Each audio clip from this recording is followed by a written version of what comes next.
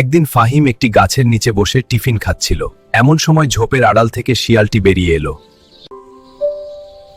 ও আচ্ছা, তা কি দিতে হবে আপনাকে?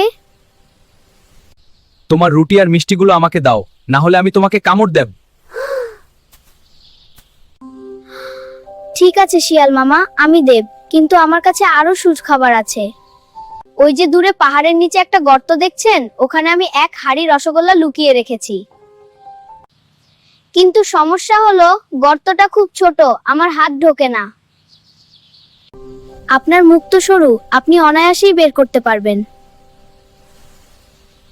লোভী শিয়াল রসগোল্লার কথা শুনেই জিভে জল নিয়ে দৌড়ে গেল সেই গর্তের দিকে। আসলে ফাহিম জানাতো ওটা ছিল মৌমাছির একটি পুরনো বাসা, যা মাটির নিচে চলে গিয়েছিল।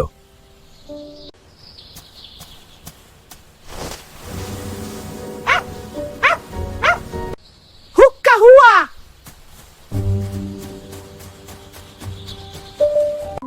এই শিয়াল, খাবি? কি শিয়াল মামা, রসগোল্লা কেমন মিষ্টি ছিল?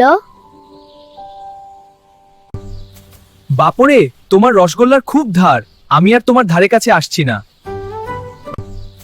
বাপরে, তোমার রসগোল্লার খুব ধার, আমি আর তোমার ধারে কাছে আসছি না। ফাহিম, আমি আর কোনোদিন রসগোল্লা খাব না।